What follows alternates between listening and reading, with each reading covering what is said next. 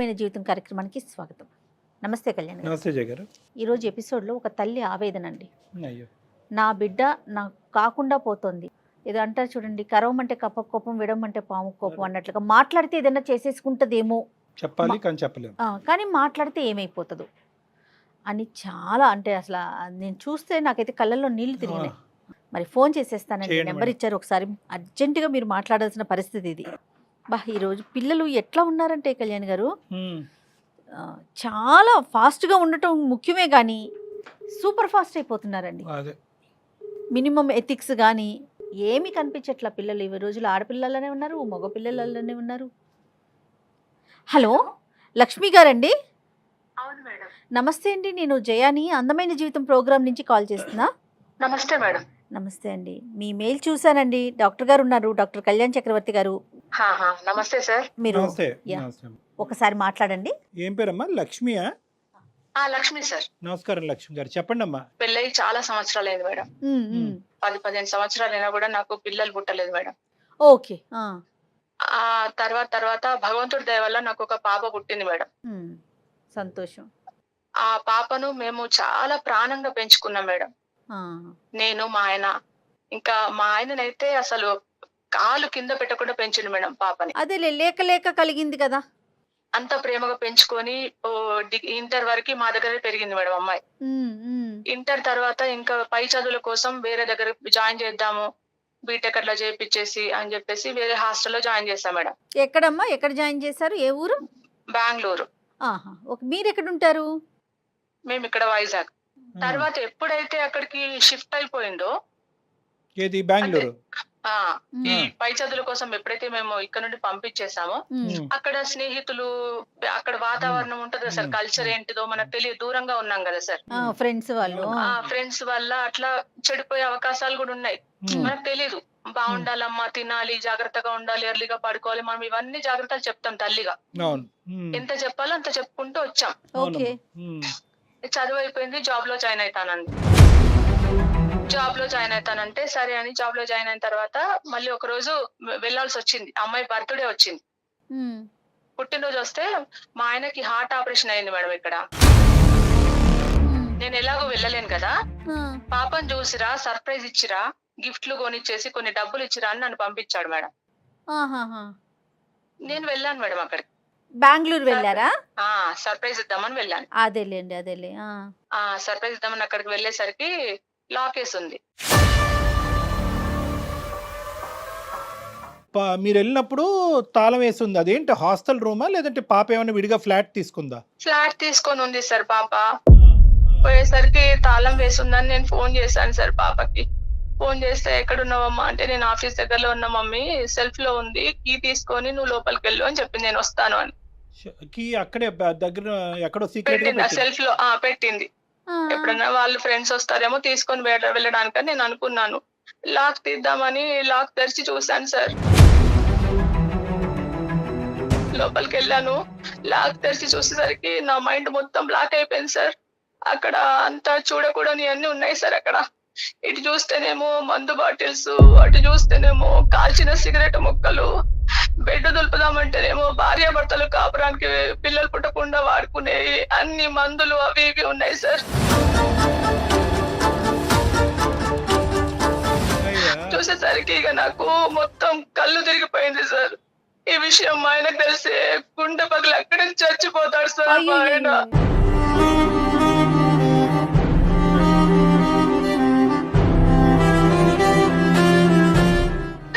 ఇది జరిగి ఎంతకాలం అయిందమ్మా? సార్ చాలా రోజులు అయింది సార్. మరి ఇంతకు ముందు ఎప్పుడు పాప రూమ్ కి మీరు విజిట్ చేయలేదా? ఇదే ఫస్ట్ టైమా? ఇదే ఫస్ట్ టైం సార్. మేము పాప పేరేంటమ్మా ఇంతకి? ప్రియాంక మేడం. కానీ అస్సలు ప్రియాంక దగ్గర నుంచి ఇది అయితే మాత్రం మీరు కల్లో కూడా ఎక్స్పెక్ట్ చేయలేదు. మీరు కూడా ఎక్స్పెక్ట్ చేయలేదు సార్, మా ఆయన కూడా చేయలేదు, మేము కూడా చేయలేదు సార్. కానీ అంటే ఏమన్నా గట్టిగా అడుగుదామంటేనేమో మా ముందే విచ్చలవిడిగా ఏమన్నా చేస్తుందని భయం సార్. ఇంకా గట్టిగా అడిగితే ఈ మధ్యలో పిల్లలు చచ్చిపోతున్నారు కదా సార్ ఆత్మహత్య చేసుకొని.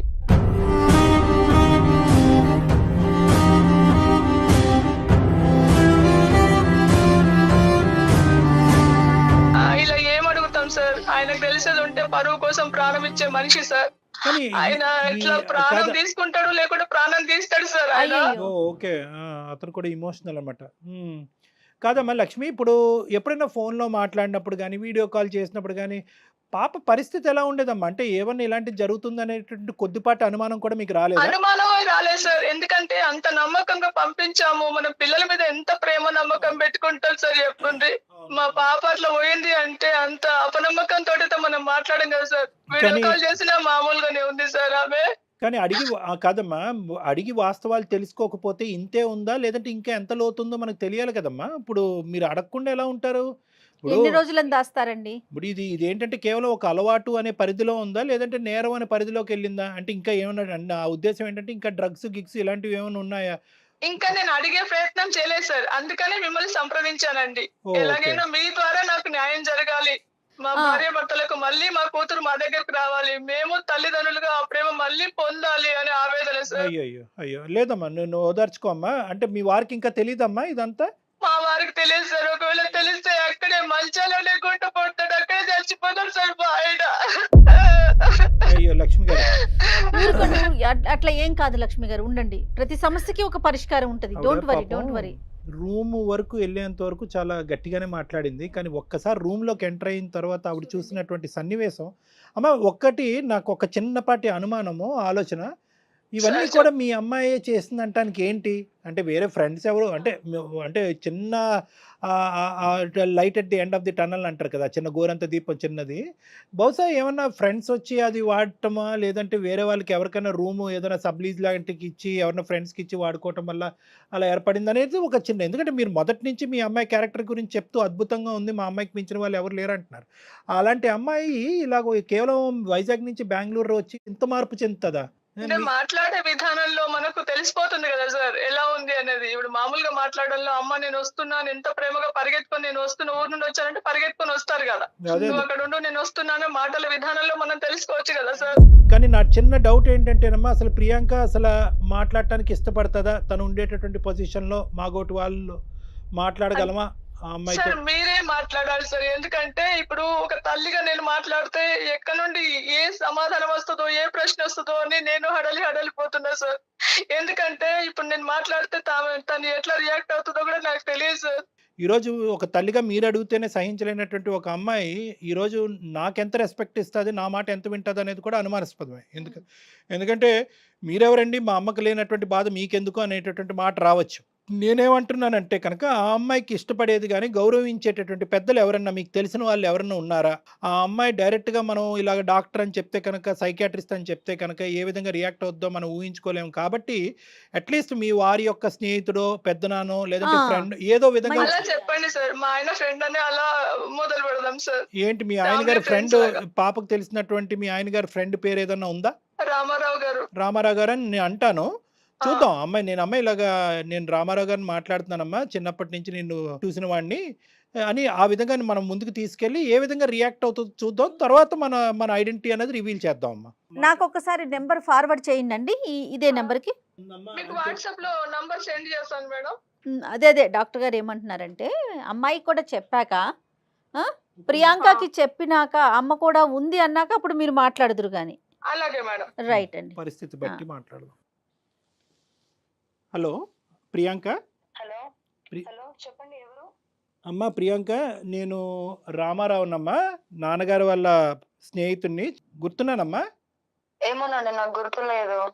చెప్పండి. నేను నాన్నగారు చిన్నప్పుడు ఒకే ఆఫీస్లో పనిచేసే వాళ్ళం అమ్మా. ఎలా ఉన్నావు తల్లి? బాగానే ఉన్నాను. చెప్పండి మీరు ఎలా ఉన్నారు? నాన్నగారికి ఈ మధ్యన ఆరోగ్యం బాగాలేదు తెలుసు కదా. అవును. హార్ట్కి సంబంధించినటువంటి ఇష్యూ ఒకటి ఉండే కదమ్మా. అయితే నాన్నగారు ఏమొచ్చి ఒకసారి పాప ఎలా ఉందో ఒకసారి మీరు కూడా కనుక్కొని తెలుసుకోండి, ఎందుకంటే ఈ మధ్యకాలంలో నాకు ఈ హార్ట్ ఇష్యూస్ ఉండటం వల్ల పూర్తి స్థాయిలో నేను పాపతో కూడా కమ్యూనికేట్ చేయలేకపోతున్నాను అని అన్నారన్నమాట. సో అందు గురించి నేను నెంబర్ ఇస్తే కనుక నేను మాట్లాడుతున్నాను. ఎలా ఉన్నావమ్మా? మొన్న మా మమ్మీ వచ్చింది చూసింది వెళ్ళారు కదా, ఇంకేంటి తెలిసిందే కదా. అదేనమ్మా, అమ్మతో కూడా మాట్లాడటం జరిగింది నాన్న. అమ్మతో కూడా మాట్లాడితే అమ్మ ఏమో వచ్చి కొద్దిగా బాధపడింది అనమాట. అంటే తను రూమ్కి వచ్చినప్పుడు నువ్వు లేవంట. సరే ఎక్కడో అవును. ఫ్రెండ్ ఇంటికో బయటకో ఎక్కడికో వెళ్ళుంటావు అన్నట్టుగా అమ్మ అనుకుంది. లోపలికి వెళ్ళింది. ఆ తాళం అక్కడే పెట్టేవంటగా లోపలికి వెళ్ళింది అమ్మ.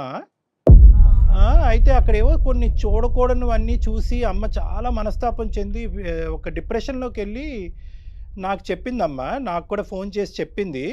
అంటే నాన్నగారి వరకు ఈ సబ్జెక్ట్ ఇంకా మనం పట్టుకెళ్ళలేదు. ఎందుకంటే నాన్నగారు ఉండేటటువంటి పరిస్థితి బట్టి ఇప్పుడు అతడికి ఈ పరిస్థితిలో ఇది తీసుకెళ్ళి చెప్తే కనుక బాగుండదన్నట్టు. ఇవన్నీ మీకెందుకు అసలు?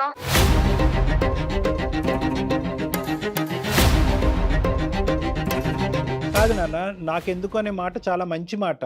కానీ ఇక్కడ ఏంటంటే నాన్నగారు అడగలేనటువంటి పరిస్థితి. ఓకే. ఖచ్చితంగా నాన్నగారు కూడా మొన్న ఒక 4 రోజుల క్రితం ఏవండి పాప అక్కడ ఒక్కతే ఉంటుంది. చిన్నప్పటి నుంచి మీరు మీ కళ్ళెదురుగుంటే పాప పెరిగింది కదా!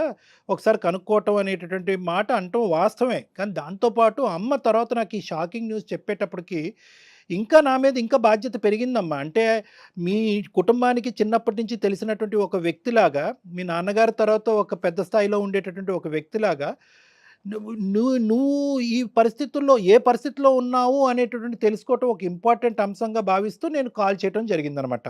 ఇవన్నీ అంటే నాకెందుకు అనేది ఒక సబ్జెక్ట్ అమ్మా. అక్కడ మీ అమ్మగారు చూసినటువంటివి నిజాలా కాదా అనేది రెండో సబ్జెక్టు. అవి నిజాలా కాదా?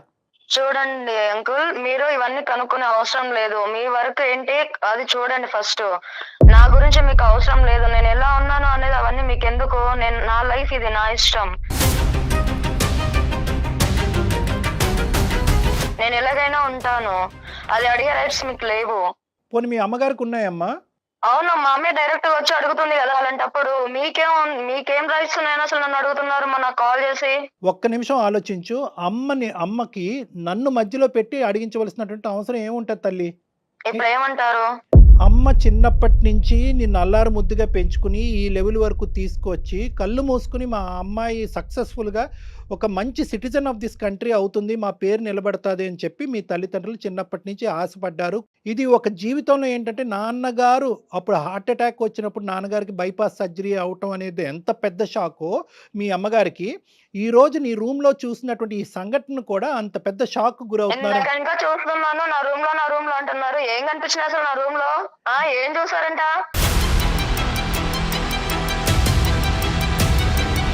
అంత పెద్దగా ఏమున్నవి చూడండి, ఏముంటాయి అసలు చూడడానికి? ఏమున్నాయంట అసలు? కాదమ్మా, మందు బాటిల్ కనిపించడం నిజం కాదా? మందు బాటిల్ అది కామన్, ఎవరైనా తాగుతారు. దాంట్లో డిఫరెంట్ ఏముంది? సిగరెట్ ముక్కలమ్మా? సిగరెట్ ముక్కలు ఎక్కడైనా జరుగుతున్నాయి కదా. కొత్త ఏం నేను చేయలేదు కదా. వాళ్ళని మించైతే నేను పోలేదు కదా. అవన్నీ కామన్. అంటే ఒక అమ్మాయి అబ్బాయి శారీరకంగా కలుసుకునేటప్పుడు పిల్లలు పుట్టకుండా వాడేటటువంటి జాగ్రత్తలు ఏ జనరేషన్ లో ఉన్నారు అంకుల్ మీరు? అసలు నాకు అర్థం కావట్లేదు. అమ్మ నీకు ఇలా చెప్తే అర్థం కాదు. ఒక్క నిమిషం, నేను ఎవరో చెప్తానమ్మా. నేను మీ అనుకున్న ఇందాక అన్నట్టుగా అనేది నాకు అనవసరం. కానీ ఒక్క నిమిషం తెలుసుకుంటే మంచిది అనుకుంటాను. అమ్మ ప్రియాంక, మా నాన్న ఫ్రెండ్ కాబట్టి నేను ఇంతవరకు మర్యాద ఇస్తున్నాను. కాదమ్మా ప్రియాంక, అసలు నా గురించి మీకు ఎందుకు? అసలు అడిగే అవసరం ఏముంది? ఏం రైట్స్ ఉన్నాయని ఇన్ని అడుగుతున్నాను. కాదమ్మా ప్రియాంక, ఒక్క నిమిషం అమ్మా. బహుశా ఏంటంటే నేను ఇందాక బహుశా నువ్వు ఆన్సర్ చేయవేమో మా ఫోన్ కాలు. నేను ఎవరు అని చెప్తే కనుక మీ అమ్మగారు మాట్లాడేటటువంటి పరిస్థితి ఎలాగానూ లేదు. ఎందుకంటే కనుక మీ అమ్మగారు చాలా భయపడుతున్నారు ఇప్పుడు ఉండే పొజిషన్లో. ఒక్క 2 నిమిషాలు నేను చెప్పేది విన్నాను. ఎందుకంటే ఇటువంటి పరిస్థితి ఇప్పటికొచ్చి ఎప్పటికి కూడా వాళ్ళ జీవితంలో రాలేదు. అంటే నేను నిలదీసి నిన్ను తిట్టేటటువంటి పరిస్థితి ఎప్పుడూ రాలేదు. ఏమో నువ్వు ఈ తప్పు చేస్తున్నావు అని అడిగేటటువంటి పరిస్థితి ఎప్పుడూ రాకపోవటం వల్ల మీ అమ్మగారు ఇప్పుడు భయభ్రాంతులకు గురవుతున్నారు. ఇటువంటి క్రమంలో ఏంటంటే నేను మీ నాన్నగారు స్నేహితుడి పాత్ర ఎత్తవలసి వచ్చింది. వాస్తవానికి నేను రామారావు గారు కాదు. నా పేరు డాక్టర్ కళ్యాణ్ చక్రవర్తి. నేను సైకాట్రిస్టు. సుమన్ టీవీ అందమైన జీవితం నుంచి మాట్లాడుతున్నానమ్మా. బహుశా నేను తెలిసే ఉంటుంది నీకు. సార్ మీరా? ఓకే, చెప్పండి సార్. కాదమ్మా, నేను మిమ్మల్ని కాంటాక్ట్ అవ్వాలి అనుకున్నాను చాలా సార్లు, బట్ కుదరలేదు. చెప్పండి సార్. ఎందుకు నాన్న నువ్వు మమ్మల్ని ఎందుకు కాంటాక్ట్ అవ్వాలనుకున్నావు? అంటే ఇక్కడ అమ్మ నాన్నని వదిలేసి ఇక్కడికి వచ్చాక లైఫ్ కొంచెం చేంజ్ అయింది. దీంట్లోకించి ఇప్పుడు మీరు అడిగారు కదా నన్ను ఇలా ఎందుకు ఉంటున్నారు అని. దీంట్లోకించి నేను బయటికి రావాలి అని చాలా సార్లు ట్రై చేశాను. కాకపోతే అది నా వల్ల కావట్లేదు. సో అయితే అమ్మ చూసిందంతా నిజము, అదంతా కరెక్టే. అదేనే అంటే మా మమ్మీకి చెప్తే ఎక్కడ రియాక్ట్ అవుతుందేమో అన్న ఒక భయంతోనే నేను ఆగాల్సి వస్తుంది. ఇంకొకటి ఏంటంటే నేను చెప్తే తను మళ్ళీ సడన్ గా ఏం చేసుకుంటుందో, లేకపోతే నన్ను ఏమంటుందో అన్న ఒక భయంతోనే నేను ఆగాల్సి వస్తుంది. అందుకే నేను తనకేం చెప్పలేకపోతున్నాను. కరెక్టేనమ్మా. ఆ పాయింట్ వరకు వద్దాము. కానీ ఏంటంటే ఇప్పుడు అట్‌లీస్ట్ ఇప్పటికైనా నాకు ఒక హక్కు ఉందేమో, ఆ హక్కు నాకు ఇస్తున్నావేమో నేను అనుకుంటున్నానమ్మా. అడగచ్చా ఒక 2 ప్రశ్నలు? తప్పకుండా సార్. థ్యాంక్ యూ వెరీ అడగండి మచ్. సార్. అమ్మా అసలు ఇందులోకి ఎలా దిగేవమ్మా? సార్ ఇప్పుడు హాస్టల్‌లో ఉన్నంత వరకు బాగానే ఉంది. రూమ్‌లోకొచ్చాక ఫ్రెండ్స్ వల్ల చాలా అంటే నేర్చుకున్నాను. కాకపోతే ఇప్పుడు బయటికి రావాలంటే కొంచెం ఇబ్బందిగానే ఉంది సార్. రాలేకపోతున్నాను. నేను బయటికి రావాలి అని ఎంత అనుకుంటున్నానో ఇంకా డీప్‌గా లోపలికి వెళ్ళిపోతున్నాననమాట. కాదు నాన్న, ఈ డ్రింకింగు, స్మోకింగు వరకు ఒక ఎత్తు. ఈ ఏవైతే కనుక ఇవి చూసారు కదా అమ్మ, కొన్ని పిల్లలు పుట్టకుండా జాగ్రత్త పడేటటువంటి పరికరాలు అవి రకరకాలు ఉంటాయి అవి. అవెందుకమ్మా? అవి ఎవరు వాడుతున్నట్టు అవి? అంత అవసరం ఏముంది? ఇంకా అప్పుడప్పుడు అవి ఓకే. చెప్పుకోలేము సార్. బాగుండదు అది చెప్పుకుంటే. సరే. నాకు అర్థమైంది. ఇంకేమైనా డ్రగ్స్ అలాంటివి ఉన్నాయమ్మా? అలాంటివి ఇంకేం లేదు సార్. కాకపోతే ఇంకా ఈ దాంట్లోకించి బయటికి రావాలి అని అనుకుంటున్నాను. చాలా ఇబ్బందిగా ఉంది సార్. ఓహో! నీకు నువ్వే మళ్ళీ నాకు మా పేరెంట్స్ ప్రేమ నాకు కావాలి అని ఉంది. అంటే వాళ్ళ దగ్గరికెళ్ళి ఉండాలి అని కూడా ఉంది.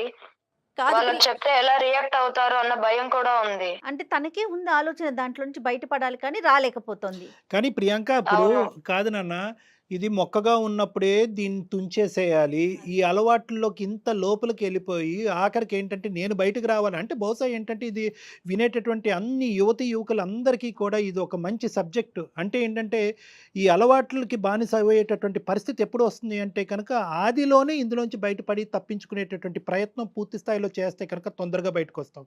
ఎప్పుడైతే కనుక ఈ కంట్రోల్ బటన్ అనేటటువంటిది మన చేతుల్లో కాదు పక్క వాళ్ళ చేతుల్లోకి వెళ్తుందో అంటే ఎలా ఉంటుంది, ఈ స్నేహితుల మధ్యన ఉండేటటువంటి దాన్ని పియర్ ప్రెషర్ అంటూ ఉంటారు. అంటే చెయ్యకపోతే అవతల వాళ్ళు ఏమైనా ఫీల్ అవుతారేమో, చెయ్యకపోతే ఆ గుంపులో నేను ఉండనేమో, చెయ్యకపోతే నేను ఏకాకిని అయిపోతానేమో, అప్పుడు నాకు రేపొద్దున సహాయపడేటటువంటి వాళ్ళు, బాధను పంచుకునేటటువంటి వాళ్ళు, స్నేహపూరితంగా నాతో పాటు గుంపులో తిరిగేటటువంటి వాళ్ళు ఎవరు ఉండరేమో అనేటటువంటి భయంతో కొంతమంది కంటిన్యూ అవుతారు. ఈ 2 కేటగిరీస్. ఒకరు అలవాటు పడి ఆ అలవాటుని వదలలేక, అది వదిలితే కనుక ఉండలేక శరీరం మానసికంగా యాక్సెప్ట్ చేయలేకపోవటం కంటిన్యూ అయ్యేటటువంటి బానిసత్వం పొందేవాళ్ళు ఒకరైతే, సామాజిక పరంగా దానికి ఎడిక్ట్ అయినటువంటి వాళ్ళు అంటే ఆ గ్రూప్ ఎవరైతే ఉన్నారో ఆ గ్రూప్లో పాటు నువ్వు సిగరెట్ తాగి, నువ్వు డ్రింక్ తాగి, లేదంటే అబ్బాయిలతో ఇంకో విధంగా విచ్చలవిడిగా ప్రవర్తిస్తేనే ఆ గుంపులో నువ్వు ఉండగలవు. ఎప్పుడైతే కనుక ఇది కాదు, ఇది కరెక్ట్ కాదు, ఇది పద్ధతి కాదు, ఇది నీతి కాదు, ఇది వ్యవహారం కాదు, మా తల్లిదండ్రులు ఒప్పుకోరని ఎప్పుడైతే నువ్వు మాట్లాడతావో ఆ గుంపులోంచి నువ్వు బయటకు వెళ్ళిపోతుంది. ఈ గుంపులోంచి బయటకు రావటం అనేటటువంటిది తట్టుకోలేక ముందు నువ్వు ఈ వెనకతలు గొయ్యి అని ఇందాక అన్నాను చూడు, ఆ పరిస్థితి నీది అన్నట్టు నాకు అనిపిస్తుంది. అంటే నువ్వు ఇప్పటికీ కూడా బాధపడుతూ డాక్టర్ గారు మీరు నాకు ఫోన్ చేసినందుకు థ్యాంక్ యూ, నేనే మీకు చేద్దాం అనుకున్నాను, ఇంత యాక్సిడెంటల్గా నాకు ఈ ఫోన్ కలవటం నా అదృష్టం అని నువ్వు ఎప్పుడు అన్నావో అంటే దాని అర్థం ఏంటంటే నువ్వు దీనికి బానిస అవ్వలేదు. తప్పనటువంటి పరిస్థితుల్లో ఆ స్నేహితుల మధ్యన నలిపోతూ, ద సో కాల్డ్ స్నేహితుల మధ్య నలిపోతూ ఇంకో దారి దిక్కు లేక అక్కడ ఇరుక్కుపోయినట్టు నాకు అనిపిస్తుందమ్మా. సో ఇది ఏదైనా కూడా బహుశా ఇవన్నీ మీ అమ్మగారు వింటూ ఉంటే కనుక ఏ స్థాయిలో బాధపడతారో మరి నాకు తెలియదు. కానీ ఈ సెకండ్ హాఫ్ ఏదైతే ఉందో అంటే మా అమ్మాయి దీనికి బానిసత్వం పొందినా కూడా అంటే దీనికి వ్యసనానికి బానిస అయినా కూడా ఈరోజు బయటపడటానికి పూర్తి స్థాయి ప్రయత్నం చేస్తున్న అవకాశం దొరక్క బయటపడలేకపోతుంది అనేటటువంటి మాట చాలా చల్లగా వినిపించేటటువంటి మాటలాగా నాకు అనిపిస్తుంది. కాబట్టి నీకు ఇంకొక చిన్న మాట చెప్తానమ్మా. అమ్మ ఇక్కడ కాన్ఫరెన్స్ కాల్లో ఉంది. సార్ ఎంత పని చేశారు సార్? మరి కాదమ్మా, మరి ఏ పద్ధతిలో చెప్పాలమ్మా? ఇది ఎప్పటి వరకు గోప్యంగా సార్ ఉంచుతావు? మా అమ్మ లైన్ లో ఉంది అంటే అసలు నేను ఇవన్నీ చెప్పేదాన్నే కాదు అదే కదా కదా సార్. ప్రాబ్లము. ఎప్పటికైనా తెలియాలి కదమ్మా, తెలిస్తేనే కదా. ఒకటి అమ్మా, ఇప్పటి వరకు నువ్వు ఇంత ఊబిలో ఇరుక్కుపోయేవి, ఇంత కూరుకుపోవటానికి ప్రధానమైనటువంటి కారణం ఏంటంటే నువ్వు ప్రేమించి నిన్ను ప్రేమించేటటువంటి మనుషుల ముందు గోప్యంగా ఉంచటమే ఇక్కడ ప్రధానమైనటువంటి సమస్య. అందుగురించే మేము చెప్తా ఉంటాం, ఇలాంటి ఆ సమస్యలు వస్తే కనుక ఆడపిల్లలు మగపిల్లలు ముందస్తునే తల్లిదండ్రులు ఎదురుగుంటా నిలబడి ధైర్యంగా చెప్పండి. తల్లిదండ్రులు అర్థం చేసుకునేటటువంటి పొజిషన్లో ఉంటారు. ఆఖరికి నేను ఈరోజు మీడియేషన్ చేస్తూ మీ అమ్మగారు నీ కమ్యూనికేట్ చేయలేకపోతున్నారు, నువ్వు మీ అమ్మగారు కమ్యూనికేట్ చేయలేకపోతున్నావు అనే పరిస్థితి రావటం వల్ల నేను మీడియేషన్ చేసి ఇక్కడ చెప్తే ఈరోజు మళ్ళీ నువ్వు పాత కథే పాడుతున్నావు. మాట్లాడు ఒకసారి, అమ్మతో మాట్లాడు. సారీ మా అంటే మొన్న తను ఊరు ఇంకా వచ్చింది సార్. కానీ నేను తను అంత దూరంతోనే నా మీద ప్రేమతో వచ్చినా కూడా నేను కలవలేకపోయాను తనని. బట్ మీరు ఇలా పెట్టేసరికి నిజంగా నాకు ఏం మాట్లాడాలో మాట్లాడు, అర్థం పర్వాలేదు, కావట్లేదు. ఏమి ఎప్పుడు open అవ్వు. అమ్మా ఇప్పుడు ఒకటే, మీరిద్దరూ ఎదురుబెదురు ఉన్నారు, అమ్మ కూడా లైన్లోనే ఉంది, ఇంకా చాలు ఈ అంతర్యుద్ధము. ఎవరు కూడా ఇక్కడ ఎవరు అడగటం వల్ల ఎవరికి కోపాలు రావు, తాపాలు రావు. దయచేసి తల్లి కూతుర్లు మీ ఇద్దరు ఎదురుబెదురు ఉన్నారు, ఇక్కడ జరిగినటువంటి నష్టం కష్టం ఏమీ లేదు. మళ్ళీ మీ పాత డైనమిక్స్ 110% పుట్టుకొస్తాయి. కాబట్టి లక్ష్మి గారు, ప్రియాంక లైన్లో ఉంది, ప్రియాంక లక్ష్మి గారు లైన్లో ఉన్నారు, ఇద్దరు మాట్లాడుకోండి. హలో మా నేను కావాలని దీంట్లోకి రాలేదు మా. అంటే ఊరు ఇంకా వచ్చినప్పుడు నేను బాగానే ఉన్నాను. ఇక్కడ రూమ్ లోకి షిఫ్ట్ అయ్యాక ఫ్రెండ్స్ వల్ల నేను ఇలా అయ్యాను. దీంట్లోకి ఎంచి బయటికి రావాలని చాలా ట్రై చేశాను, అయినా నా వల్ల కావట్లేదు. సారీ అమ్మా. కానీ నీకు అమ్మ నాన్న ఎప్పుడు గుర్తు రాలేదా అమ్మ ఆ పనులు చేసేటప్పుడు? రియలీ సారీ అమ్మా. ఎంత ప్రాణంగా పెంచుకున్నావమ్మా నిన్ను. నేను బయటికి రావాలని చూస్తున్నాను అమ్మా, కానీ నా వల్ల కావట్లేదమ్మా. నాన్నకి ఈ విషయం చేస్తే బతుకుతాడు అనుకున్నావా అమ్మా?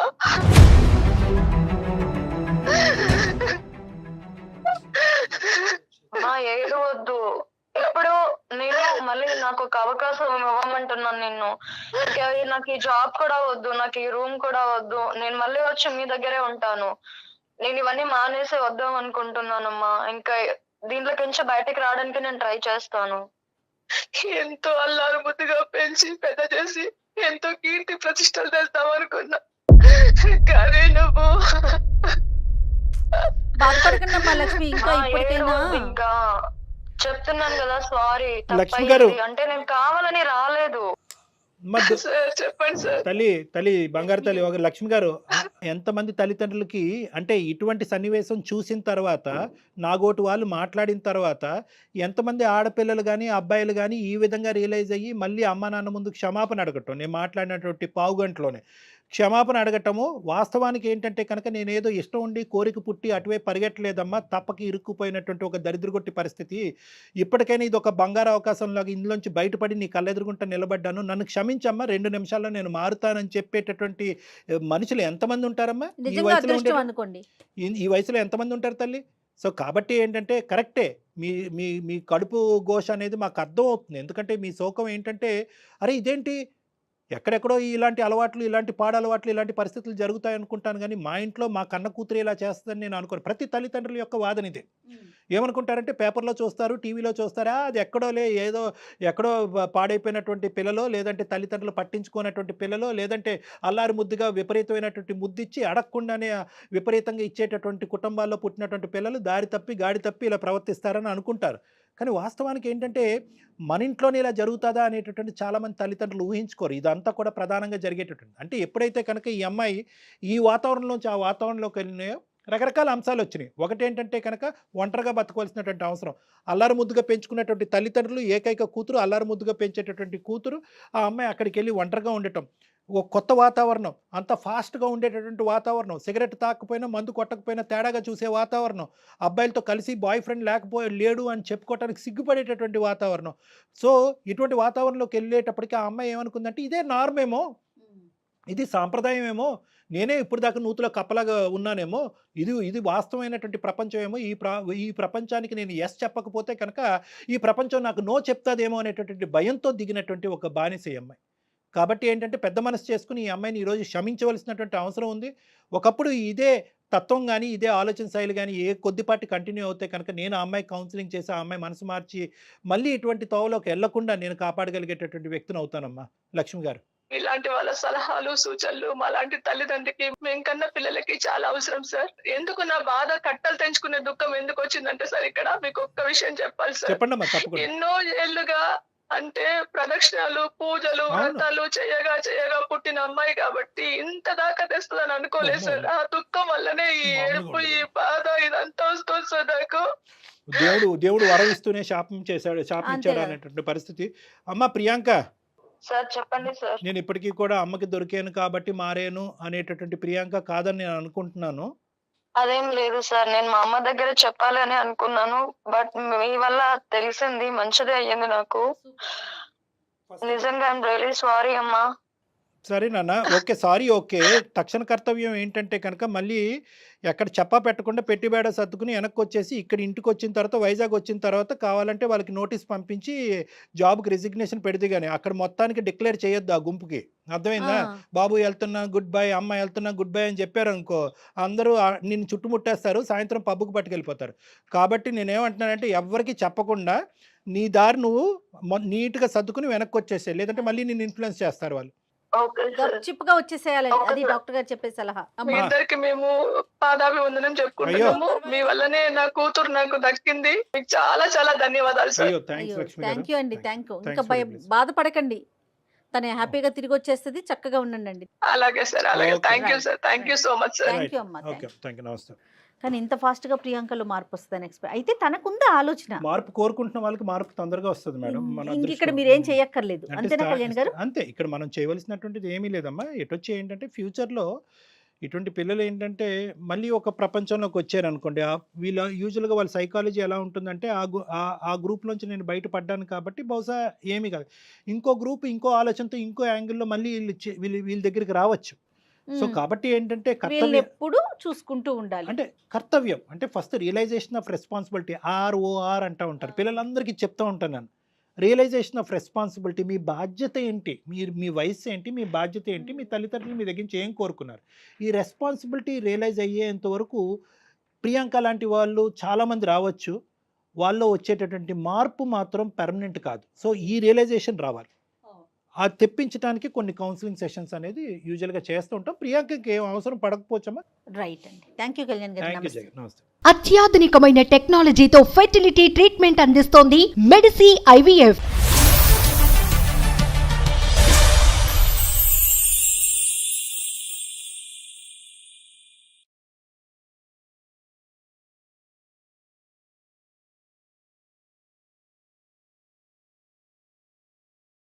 సుమన్ టీవీలో మీ పర్సనల్ అండ్ బిజినెస్ ప్రమోషన్స్ కోసం కింది నెంబర్కి కాంటాక్ట్ చేయండి.